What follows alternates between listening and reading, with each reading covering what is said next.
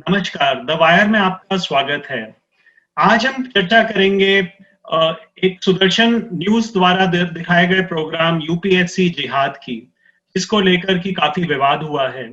तब से इस प्रोग्राम का प्रोमो अगस्त महीने के एंड में आया, तभी से ये चर्चा में है। इसमें शुरू में ही प्रोमो में क्या कहा गया कि आप चाहेंगे कि आपका जो डिस्ट्रिक्ट मजिस्ट्रेट है वो एक जामिया का जिहादी हो। इससे क्लियर होता है कि ये प्रोमो किस सोच के साथ आया। इसके बाद तुरंत बाद ही जब ये प्रोमो आया, लोगों ने सुप्रीम कोर्ट और दिल्ली हाई कोर्ट में याचिका डाली कि इस प्रोग्राम को ना दिखाया जाए। अ, सुप्रीम कोर्ट ने उस वक्त इंटरवीन नहीं किया, पर दिल्ली हाई कोर्ट ने इसको स्टे कर दिया था प्रोग्राम के स्क्रीनिंग को, जो कि 28 अगस्त को होनी थी। और उसके बाद उन्होंने ministry of information and broadcasting को कहा कि आप इस पे निर्णय लें कि ये दिखाया जाना चाहिए या नहीं। हालांकि मिनिस्ट्री सुदर्शन न्यूज द्वारा दिए गए जवाब के 2 पॉइंट्स में से एक पॉइंट से इत्तेफाक नहीं रखती थी, फिर भी उन्होंने कहा कि इसको हम प्री सेंसरशिप हम नहीं कर सकते, तो इसलिए प्रोग्राम ये दिखाया जाएगा। इसके पश्चात 11 सितंबर से लेके 14 सितंबर तक इस प्रोग्राम के 4 एपिसोड दिखाए गए, जिसमें कि चैनल ने क्लेम किया कि एक सुनियोजित तरीके से मुस्लिम्स की जो भर्ती है यूपीएससी में वो बढ़ाई जा रही है, और इसमें एक नॉन गवर्नमेंट ऑर्गेनाइजेशन है ज़कात फाउंडेशन, जो उनको कोचिंग वगैरह प्रोवाइड कर रही है। और उन्होंने ये भी लांछन लगाया कि ये जो फाउंडेशन है इसकी फंडिंग एक मदीना ट्रस्ट नाम की संस्था कर रही है, जो यूके में बेस्ड है और जो कि एंटी इंडिया एक्टिविटीज में शामिल है। इसके अलावा सुदर्शन न्यूज ने कई और एलिगेशंस लगाए। उन्होंने कहा कि मुस्लिम्स को कई तरीके से फायदा पहुंचाया जा रहा है जिससे कि वो यूपीएससी में आ सके। उनका कहना था कि एक तो उर्दू के लिए जो लोग उर्दू ले रहे हैं उनको ज्यादा उनकी परसेंटेज ज्यादा है जो आ रहे हैं यूपीएससी में। इंटरव्यू में मुस्लिम्स को कुछ ज्यादा रिप्रेजेंटेशन मिल रहा है, उनके ज्यादा सिलेक्शन हो रहे हैं, 9.5% ज्यादा है अदर कम्युनिटीज से। और उन्होंने ये यहाँ तक कहा कि जो फंडिंग होती है उड़ान फंड के जरिए मुस्लिम स्टूडेंट्स की जो सिविल सर्विसेज में अपीयर करती हैं, वो उनको अनड्यू बेनिफिट एडवांटेज देती हैं बनिस्बत अदर कम्युनिटीज के। इस सब को लेके हमने ज़कात फाउंडेशन के जो संस्थापक थे, फाउंडर प्रेसिडेंट हैं सैयद जफर महमूद साहब, उनसे बात करी, उनसे जाना कि क्या ये मुद्दा है, वो कैसे देखते हैं इन एलिगेशंस को। सर, आपका द वायर में बहुत बहुत स्वागत है। और हम आपसे हम ये जो पीछे पूरी कंट्रोवर्सी चली है पिछले 20-25 दिन से यूपीएससी जिहाद प्रोग्राम को लेकर, जो सुदर्शन न्यूज चला रहा था, और जो मामला 2 दफा सुप्रीम कोर्ट में अगस्त में भी गया, अब दोबारा इस वक्त सुनवाई हो रही है वहां पर। और हाई कोर्ट ने भी इसको इनके प्रोग्राम को स्टे कर दिया था, पर ministry of information and broadcasting ने उसको प्रोग्राम की स्क्रीनिंग अलाउ करी और 4 एपिसोड इसके आए 11 सितंबर से लेके 14 सितंबर तक। उसके बाद सुप्रीम कोर्ट ने कहा कि ये विलिफिकेशन ऑफ मुस्लिम कम्युनिटी है, और जो इसमें जिस तरीके से ये प्रोग्राम पेश किया गया है, it shows a change of circumstances from what happened in late August। और उन्होंने आगे के एपिसोड दिखाने पे रोक लगा दी है। सर, हम आपसे जानना चाहेंगे, आप एक खुद भी आप एक सिविल सर्वेंट रहे हैं, आप you were officer on special duty to the former prime minister doctor Manmohan Singh, और आप एक सिविल सर्वेंट्स के परिवार को भी बिलोंग करते हैं जहां बहुत से लोग सिविल सर्विसेज में रहे हैं। आप किस तरीके से देखते हैं ये जो पूरा विवाद है, और जिस तरीके से जो सोशल ऑर्गेनाइजेशंस बच्चों को पढ़ा रही हैं सिविल सर्विसेज में आने के लिए, उनको कोचिंग दे रही हैं, किस तरीके से उनको टारगेट किया जा रहा है? देखिए साहब, ऐसा है कि आपका बहुत धन्यवाद, आपने ये प्रोग्राम रखा और भगवान भला करे। दूसरी बात ये कि ज़कात फाउंडेशन ऑफ इंडिया संस्थापित हुई थी 1997 में, और काम वैसे ही हमने शुरू कर दिया था इनफॉर्मली, लेकिन बाद में उसको 2001 में as a charitable trust register भी करवाया गया, और उसके बाद फिर वो इनकम टैक्स एक्ट के 12A और 80D में रजिस्टर हुई।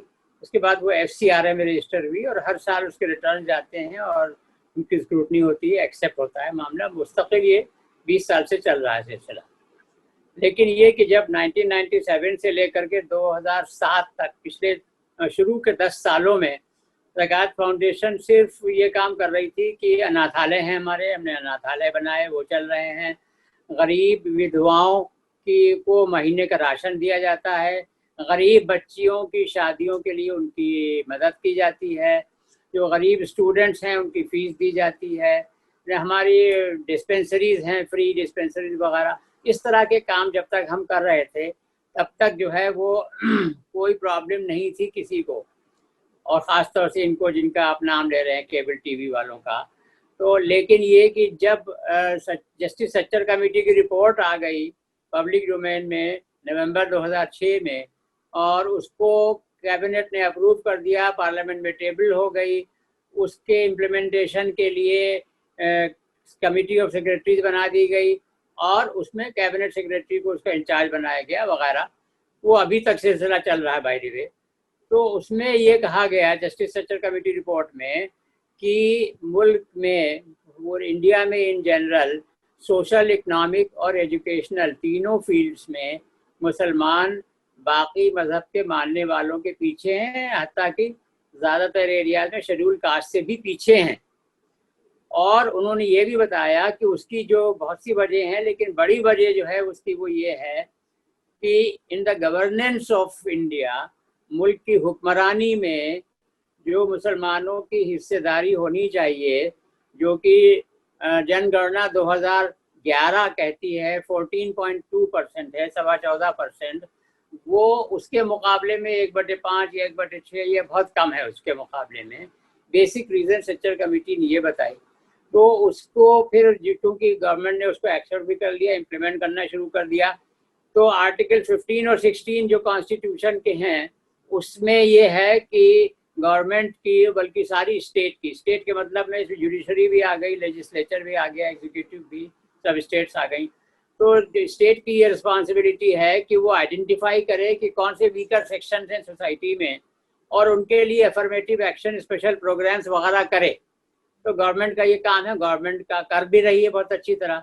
लेकिन ज़कात फाउंडेशन ऑफ इंडिया ने ये तय किया कि गवर्नमेंट की इस एफर्ट को सप्लीमेंट करने के लिए हम अपनी तरफ से भी कोशिश करेंगे।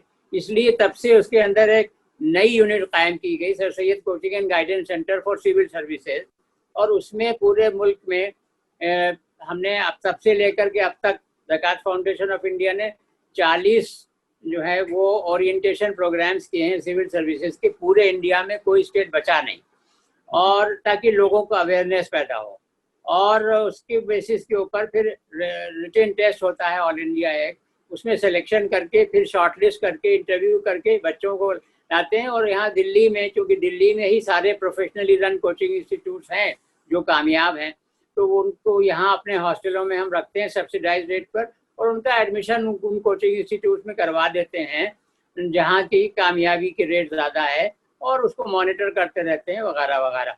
तो लेकिन ये कि जब हमने ये काम शुरू किया, जिसकी वजह से जो डिप्राइव्ड सेक्शन है सोसाइटी के, उनका एम्पावरमेंट शुरू हो गया थ्रू इंडक्शन इनटू गवर्नमेंट, तब ये प्रॉब्लम इनको आने लगी। कहने लगे कि साहब अब ढूंढा जाए कि ज़कात फाउंडेशन में या जो लोग भी ये काम कर रहे हैं उनमें क्या क्या खराबी निकाली जा सकती है। ये है कितने बच्चे अभी तक जो आपके यहाँ पढ़े वो सिविल सर्विसेज में आए हैं, और अगर पिछले साल में देखें तो अंदाजन कितने बच्चे आए? ऐसा है, देखिए उसके लिए आपको एक चीज़ बड़ा समझना ज़रूरी है कि जो सिविल सर्विसेज का इम्तिहान है वो 3 स्टेजेस में होता है।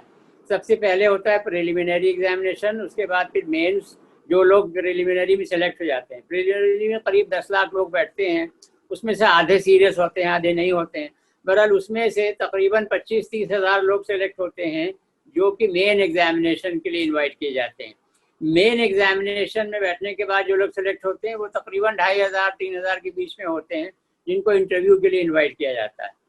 तो हमारा जो ऑल इंडिया टेस्ट होता है साल में एक बार, वो भी सब हर चीज़ ऑनलाइन अब हो रही है। तो उसकी बेसिस पे जो बच्चे सिलेक्ट होते हैं उनको हम अपने हॉस्टल में रखते हैं, वो प्रीलिम का तैयारी करते हैं 1 साल तक कोचिंग इंस्टीट्यूट्स में जा करके। उसकी फीस हम देते हैं 90%, 10% स्टूडेंट देता है। तो उस कोचिंग की बिना के ऊपर जो अगले साल का प्रीलिम होता है वो दे देता है। उसमें से कुछ लोग सेलेक्ट होते हैं उस साल, कुछ लोग नहीं होते हैं, वो आगे की तैयारी करने लगते हैं अगले साल की, साथ साथ और इम्तिहानों में भी बैठते रहते हैं। उसके अलावा जो बच्चे हमारे प्रीलिम में सेलेक्ट हो जाते हैं उनको हम मेन की तैयारी करवाते हैं। लेकिन जो बच्चे हमारे यहाँ सेलेक्ट नहीं भी होते हैं, उसके अलावा वो पूरे इंडिया से, पूरे भारतवर्ष से कहीं से भी किसी भी सोर्सेज का इंतजाम करके वो तैयारी करते हैं, और अगर वो मेंस के लिए क्वालिफाई कर जाते हैं और वो हमें अप्रोच करते हैं तो उनके लिए हम रेड कारपेट बिछा देते हैं। हम उनको भी खर्चा करके और उनको रखना और उनका कोचिंग करवाना, इस वजह से कि उस वक्त टाइम बहुत कम होता है। जब प्रीलिम्स का रिजल्ट निकलता है उसके बाद जब मेन एग्जामिनेशन होता है उसमें करीब 3 महीने का होता है। हर घंटा बहुत इंपॉर्टेंट होता है। हम बहुत तेज़ी में एक्टिवेट होकर जैसे ही वो हमको ईमेल करते हैं हम फ़ौरन जो है उनको ले लेते हैं और उनकी मदद कर देते हैं जिस तरह से वो चाहते हैं। तो उसमें उसके बाद मेंस का जब रिजल्ट निकलता है तो उसमें दोनों तरह के बच्चे सिलेक्ट होते हैं, जो हमारे प्रीलिम में आए थे, जो बाहर से प्रीलिम में आए थे वो भी आए थे। अब मेन का रिजल्ट निकला, उसमें एक ग्रुप आ गया जिसको कि इंटरव्यू देना है। लेकिन उस वक्त भी पूरे इंडिया से बहुत बड़ी तादाद में कैंडिडेट्स जो हमारे थ्रू इंटरव्यू तक नहीं पहुंचे हैं वो भी अप्लाई करते हैं हमको, उनको भी हम रेड कारपेट देते हैं। तो इस तरह से 3 स्टेजेस के ऊपर 3 तरह के लेवल के लोग आते हैं, जिसमें से किसी की हम 100% मदद कर चुके हैं, किसी की 50% कर चुके हैं, किसी की 10% की, वगैरह वगैरह। इन सब को जोड़ लिया जाए तो अब तक 149 कैंडिडेट्स पिछले 10-11 साल के अंदर ज़कात फाउंडेशन के जरिए सेलेक्ट हो गए। हम आपको ये भी बताना चाहेंगे कि 14 तारीख के बाद ये मामला फिर दोबारा सुप्रीम कोर्ट में उठाया गया, और इस बार सुप्रीम कोर्ट ने ऑब्जर्व किया, तो उनकी 3 जज की बेंच ने, कि ये क्लियर केस है विलिफिकेशन ऑफ मुस्लिम कम्युनिटी। यानी सुप्रीम कोर्ट का मानना था कि मुस्लिम समुदाय को गलत तरीके से इस प्रोग्राम में पूरा दिखाया गया। और जबकि सुदर्शन न्यूज ने कहा कि वहां पे दलील दी कि हम नेशनल इंटरेस्ट में कर रहे हैं प्रोग्राम और इन्वेस्टिगेटिव जर्नलिज्म है ये, सुप्रीम कोर्ट ने इसको नहीं माना और उन्होंने इसके बाकी जो 6 एपिसोड्स थे उन पे पूरी रोक लगा दी है। अभी सुप्रीम कोर्ट में इस मामले पे सुनवाई चल रही है। एक और याचिका भी वहां दायर हुई जो 7 फॉर्मर सिविल सीनियर ब्यूरोक्रेट्स ने दायर करी। उसमें उन्होंने कहा कि डिफाइन किया जाए कि हेट स्पीच होती क्या है और कहाँ पे फ्रीडम ऑफ स्पीच है और कहाँ हेट स्पीच है। वो मामला भी साथ में सुप्रीम कोर्ट सुन रहा है इसी मामले के साथ। हम आपको ये भी बताना चाहेंगे कि ज़कात फाउंडेशन की स्थापना सन 1997 में हुई। ये एक नॉट फॉर प्रॉफिट ऑर्गेनाइजेशन है। ज़कात का मतलब होता है जो डोनेशन दी जाती है इस्लाम के अंदर अच्छे कार्यों के लिए। हमने इस बारे में भी बात करी उनसे कि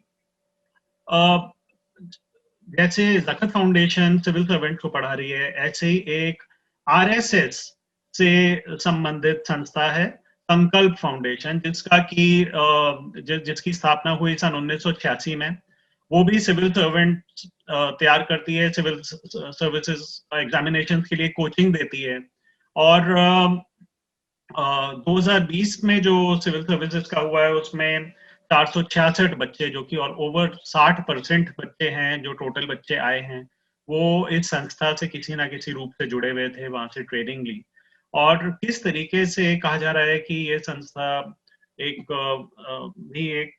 सोच के तहत है कि जब आरएसएस और बीजेपी अपना ग्रोथ देख रही थी आगे 80s में, तो उन्होंने सोचा कि ब्यूरोक्रेसी में भी हमारी सोच रखने वाले लोग आए।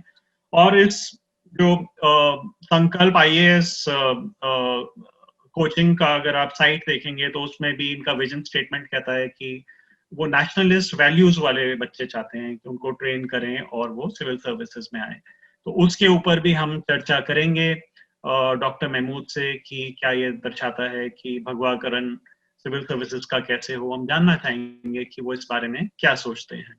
और तो आइए अब हम पूरा रुख करते हैं इस पूरी चर्चा की ओर। एक जो कुछ इशू, पहले हम वो बात कर लेंगे जो कुछ इश्यूज इन्होंने अभी रेज किए हाल ही में इसमें। उसमें एक इनका इशू था कि उड़ान जो उसका फंडिंग होती है 1 लाख की, उससे अननेसेसरी उससे मुस्लिम्स को एक अनड्यू एडवांटेज मिल जाता है बिकॉज वो हिंदूज को अवेलेबल नहीं है जो कि सिविल सर्विसेज में पढ़ रहे हैं। दूसरा इनका था कि उर्दू जिन लोग बच्चों ने ली है पास में 2011 का एक इन्होंने साइट किया एग्जाम्पल कि उस बार 40.9% सिलेक्शन जिन्होंने उर्दू सब्जेक्ट ऑप्ट किया उनका हो गया। तीसरा इन्होंने कहा 9% ज्यादा बच्चे जो मुस्लिम्स हैं वो इंटरव्यूज में सिलेक्ट हो रहे हैं बनिस्बत अदर समुदाय। ये 3-4 इन्होंने पॉइंट्स रखे। आप कुछ कहना चाहेंगे इनके बारे में? देखिए साहब, ऐसा है कि मैंने अभी आपको अर्ज किया कि कॉन्स्टिट्यूशन के आर्टिकल 15-16 में ये प्रोवाइडेड है कि जो वीकर सेक्शंस ऑफ सोसाइटी हैं उनको आइडेंटिफाई करके उन्हें उठा करके नेशनल मेन स्ट्रीम में लाने के लिए गवर्नमेंट को एक्स्ट्राऑर्डिनरी एफर्ट्स करनी चाहिए, ये उनकी ड्यूटी है। तो उसके तहत मिनिस्ट्री ऑफ माइनॉरिटी अफेयर्स बनाई गई। इसमें मिनिस्ट्री ऑफ माइनॉरिटी अफेयर्स सिर्फ मुसलमानों के लिए नहीं है, 5-6 माइनॉरिटीज़ हैं, सबके लिए है। और जो जितनी स्कीमें मिनिस्ट्री ऑफ माइनॉरिटी अफेयर्स की बनती हैं वो सबके लिए बनती हैं। उसके अंदर जैन भी शामिल है, सिख भी शामिल है, सब माइनॉरिटीज़ हैं। तो एक तो क्लैरिफिकेशन की बात ये है। तो अगर लड़ाई उन्हें करनी है तो गवर्नमेंट ऑफ इंडिया से करें और संविधान से लड़ाई करें कि आपने क्यों ऐसा प्रोवाइड किया। वो तो शायद उनकी लड़ाई संविधान से ही है। तो एक तो ये बात थी। दूसरी बात ये कि उर्दू के ऊपर जो है उनका डेटा बिल्कुल गलत है, उसकी कोई बुनियाद नहीं है। उन्होंने उसका कोई रेफरेंस भी नहीं दिया। उर्दू में एक्चुअली उसका उल्टा मामला है। उर्दू में होना ये चाहिए कि जो लोग उर्दू जानते हैं वो उर्दू ऑफर करें वगैरह वगैरह। लेकिन जो अब नस्लें आ रही हैं, और आप जानते हैं कि 20 साल से लेकर के 30-32 साल तक के बच्चे बैठते हैं उसके अंदर। तो ये जो एज ग्रुप है इसमें जो नस्लें अब चलती चली आ रही हैं उनमें से 95, 97, 98% को उर्दू आती ही नहीं।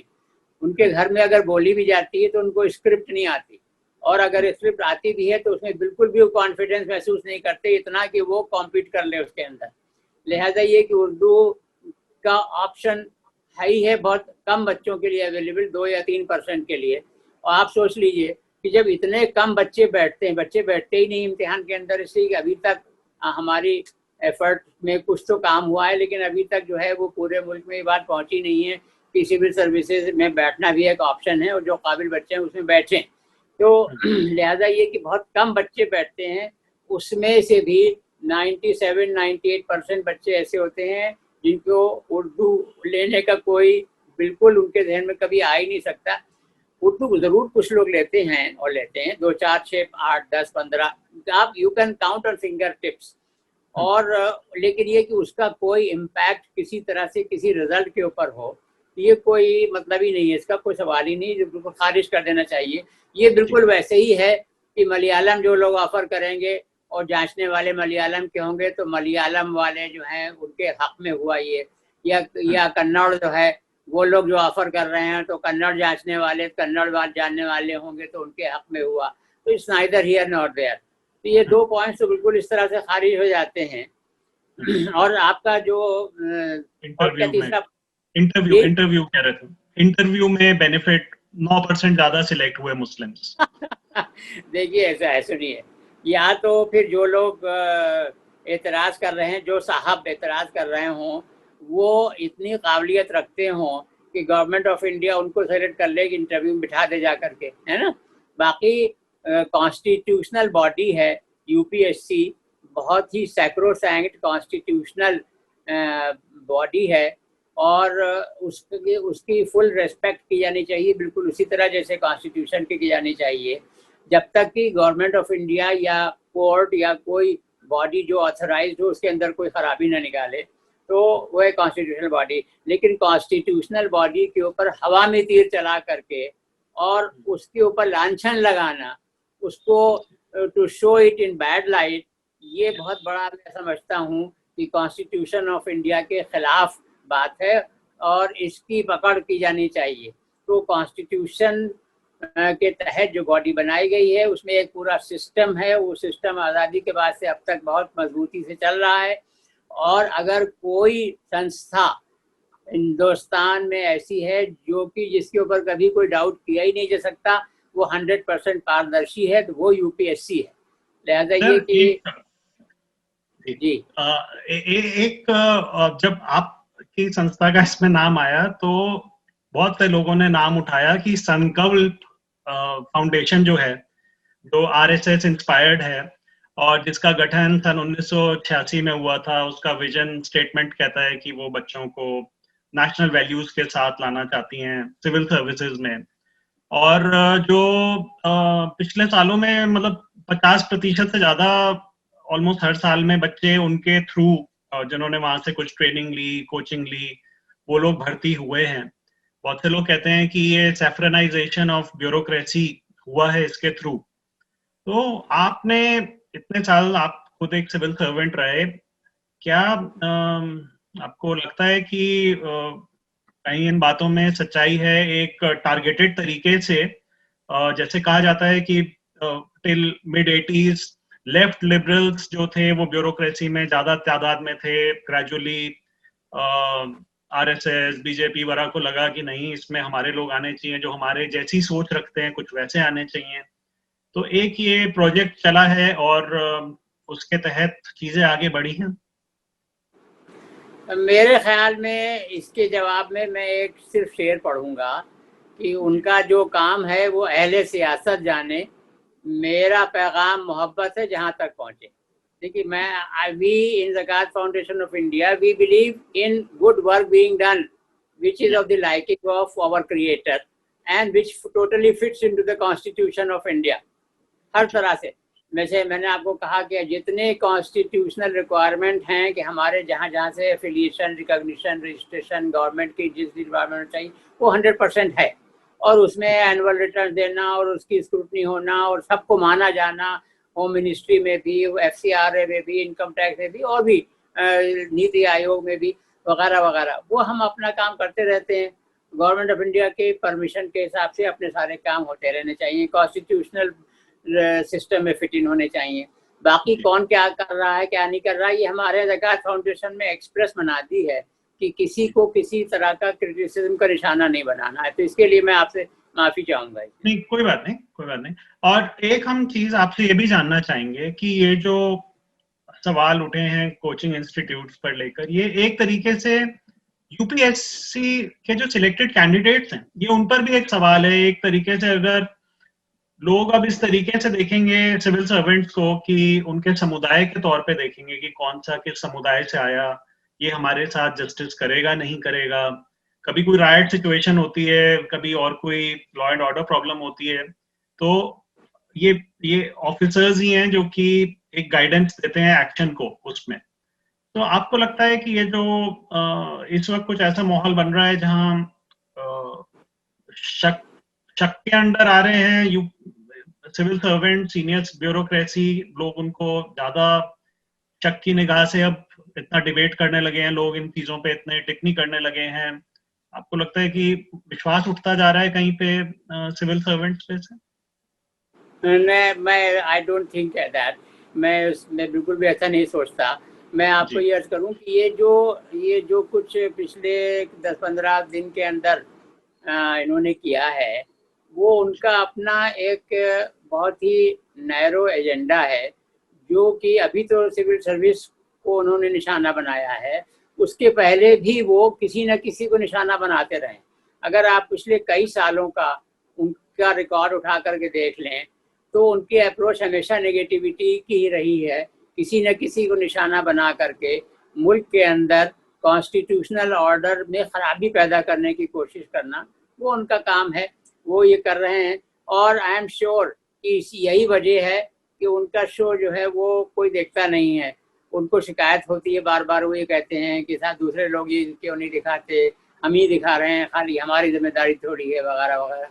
तो समाज में जो ऐसे एलिमेंट्स हैं जिनको कि ज़्यादातर लोग पसंद नहीं करते हैं, वो भी होते हैं, इसलिए कि ये ह्यूमन नेचर का पार्ट है। एक्चुअली ह्यूमैनिटी क्रिएट ही की गई थी इसीलिए कि उनको कॉन्स्टेंस दिया जाना था। कोई क्रीचर गॉड का ऐसा नहीं है दूसरा जिनको कॉन्स्टेंस मिला हो। तो Constance is the pride position of the humanity. तो उसमें कौन सी अच्छी चीज़ है, कौन सी बुरी चीज़ है, बता दिया गया। अब हर ह्यूमन बीइंग का अपना डिस्क्रिप्शन है, वो किस रास्ते को कितना पकड़े। उसमें से बहुत थोड़े से लोग वो ऐसे रास्ते को पकड़ लेते हैं जिसको ओवरवेलमिंग मेजॉरिटी नहीं पकड़ती। तो मैं समझता हूँ कि अंग्रेजी का लफ्ज़ है एबरेशन। ये एक एबरेशन है जिसको कि जो हिंदुस्तान के हमारा कॉन्स्टिट्यूशन है उसके तहत जितने बने हुए कानून हैं और उसके तहत जो अपॉइंट की हुई अथॉरिटीज़ हैं, उसके अलावा कोर्ट्स हैं, आपका मीडिया है और लेजिस्लेचर है, ये सब लोग मिल करके उससे डील करने के लिए सफिशेंट हैं। इसमें हमें बिल्कुल मुतमईन रहना चाहिए, वो काम उनका है। बाकी हमारा काम as a part of the civil society ये है कि अपनी तरफ से अच्छा काम करते रहें जो कॉन्स्टिट्यूशनल ऑर्डर में पूरी तरह फिट इन होता हो, ह्यूमन ऑर्डर में पूरी तरह फिट इन होता हो, और अपने उससे इस तरह की जो एबरेशंस हैं उसका असर लेने की ज़रूरत नहीं है।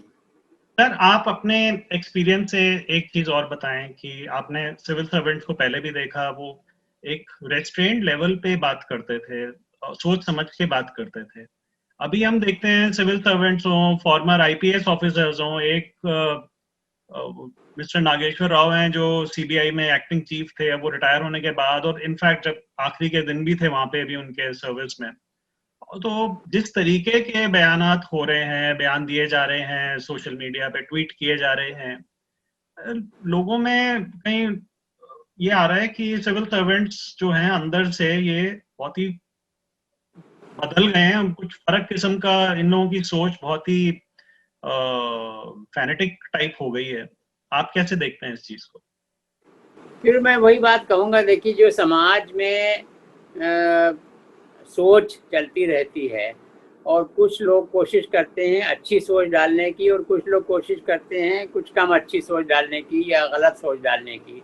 तो दोनों तरह की सोचों को डालने का कुछ न कुछ तो असर होता है, इसलिए कि Newton third law of motion है ना, every action has equal and opposite reaction, तो कुछ न कुछ तो असर होगा। लेकिन ये कि हमारे लिए जो सिल्वर लाइनिंग है बल्कि गोल्डन लाइनिंग है वो ये है कि overwhelming majority of the people of India have their heart at the right place, और उनको जो है वो सिर्फ ह्यूमैनिटी की भलाई दिखती है with in the given constitutional framework. ज़्यादातर 90% से ज़्यादा बल्कि 95% ज़्यादा लोग अच्छे हैं। उनमें से ये है कि ज़्यादातर लोग कुछ बोलते नहीं है ना, लेकिन ये कि जो बोलने वाले लोग हैं उसमें भी ऐसा नहीं है कि एक ही तरफ के लोग बोल रहे हैं, दूसरी तरफ के लोग भी खूब बोलते हैं। वो अपने जो कॉन्स्टिट्यूशन के अथॉरिटीज़ हैं उन तक बाकायदा लिख करके पहुंचाते हैं, अपने रिप्रेजेंटेशन वगैरह भेजते हैं। ये तो एक ऑन गोइंग प्रोसेस है और हमें से हर एक को, हर इंसान की ड्यूटी ये है कि वो ये तय करे, जब वो समझदार लेवल तक पहुंच जाए तो ये तय करे कि अब मुझे शायद 40-50 साल 70 साल या इतने साल और जिंदा रहना है। तो जब मेरा आखिरी दिन होगा उस दिन के बारे में मैं आज से सोचूं कि उस दिन मगर if I start looking back कि मैंने लाइफ में क्या क्या किया और उसकी वजह से इंसानियत में क्या भलाई ज़्यादा पैदा हो गई और उससे खुश हो, उसका इंतज़ाम अभी से करने की कोशिश शुरू कर देनी चाहिए, बजाय इसके कि समाज में खराबी पैदा करने की कोशिश करें। मेरा आपसे आखिरी सवाल ये है कि जब हमने इसका प्रोमो देखा और उसके बाद आपको लगता नहीं कि उसी वक्त इस एक्शन लिया जाना चाहिए था और आगे का टेलीकास्ट ये जो 4 एपिसोड का भी हुआ था ये भी नहीं होना चाहिए था? वो तो हुआ, देखिए ऐसा है कि वो भी मैं आपको यही कहूँगा कि वो भी एक जो गवर्नमेंट है, जो स्टेट है, और खाली गवर्नमेंट नहीं आई, उसमें सारे विंग्स आ गए उसके अंदर गवर्नेंस के। तो वो एक बहुत पहले मैंने पढ़ा था पॉलिटिकल फिलॉसफी में, एक वर्ड है लेवियाथन, कि वो एक लेवियाथन है कि ह्यूज बॉडी है। तो वो इतनी बड़ी ह्यूज बॉडी है कि उसमें हर चीज़ जो है वो हमेशा किसी एक इंसान के पसंद की होती रहे, मेरे या आपके या किसी तीसरे इंसान की, तो वो थियरी ऑफ प्रोबेबिलिटी से वो साबित नहीं होता, ऐसा होगा नहीं। कहीं ना कहीं पिटफॉल्स होते रहते हैं, लेकिन करेक्टिव मेजर्स भी होते रहते हैं। ठीक है, फाइन, उस वक्त एक रोक लगी और उसके बाद वो रोक किसी वजह से एक तरह से हट गई और उसके बाद फिर दोबारा रोक लग गई। तो ये तो एक ये इसको भी मैं वही अर्ज करूँगा कि ऑनगोइंग प्रोसेस है, और इसके अंदर आखिर में जो विक्ट्री होती है वो अच्छे फोर्सेस की होती है, वो नेशनलिस्ट फोर्सेस, पक्के बढ़िया फोर्सेस जो हैं, जो ह्यूमन फोर्सेस हैं, ह्यूमैनिटी की भलाई चाहने वाले फोर्सेस हैं, उन्हीं की विक्ट्री अल्टीमेटली होती है। तो वो, लेकिन ये कि प्रोसेस में कहीं ऊपर नीचे कुछ ना कुछ होता रहता है, तो उससे कोई दिल बर्दाश्त होने की ज़रूरत नहीं है, और अपने खामोशी से अपना का अच्छा काम करता रहे। अभी आपने मुझे ये मौका दिया है, तो मैं आपको इसमें थोड़ा सा एक चीज़ ये भी अर्ज कर देना चाहता हूँ आपके माध्यम से, कि जितने भी इल्ज़ाम, जितने भी आरोप ज़कात फाउंडेशन ऑफ इंडिया के ऊपर इस टीवी के ज़रिए लगाए गए हैं, वो सब गलत हैं, 100%, 100% सब गलत हैं, और उसमें कोई बेसिस नहीं है, और हम उनका खंडन करते हैं। और ज़कात फाउंडेशन ऑफ इंडिया की तरफ से मीटिंग होने के बाद फिर मैं आपको ये अर्ज कर रहा हूँ बोर्ड ऑफ ट्रस्टीज़ की, और बाद में कोशिश करेंगे, एग्जामिन करवाएंगे अपने लोगों से, अपनी बॉडी से, कि भाई इसमें और कहाँ कहाँ क्या क्या एक्शन लेने की ज़रूरत है या नहीं है, ताकि ये अननेसेसरी जो गलत सलत लांछन जो है बदनीयती के साथ लगाए जा रहे हैं, तो वो आइंदा किसी के ऊपर न लगे। डॉक्टर जफर महमूद साहब, आपका बहुत बहुत शुक्रिया हमारे साथ जुड़ने के लिए। आपका बहुत बहुत धन्यवाद। Thank you. द वायर के और वीडियोस देखने के लिए सब्सक्राइब करें और बेल आइकन पर क्लिक करें। स्वतंत्र पत्रकारिता की आर्थिक मदद करने के लिए डिस्क्रिप्शन में दिए गए लिंक पर जाएं और अपनी राशि चुनें।